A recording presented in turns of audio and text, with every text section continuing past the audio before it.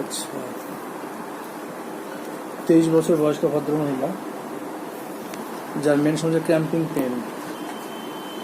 Cramping pain left hip and back of thigh, radius করছে back of the thigh, যেটা 2 মাস থেকে কষ্ট পাচ্ছে। এটা walking for after long time sitting aggravates করছে পেনটা।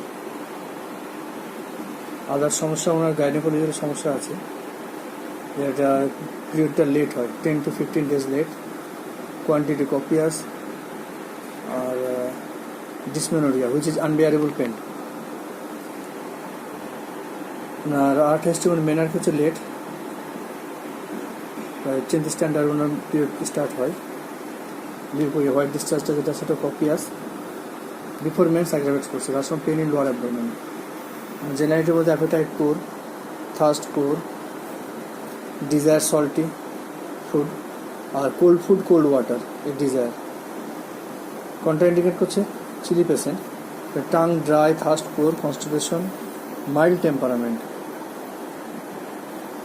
এই সিমটমসে বেশ করে ওনাকে উইন্ডফ্লাওয়ার প্রেসক্রাইব করা হলো, উইন্ডফ্লাওয়ার 200।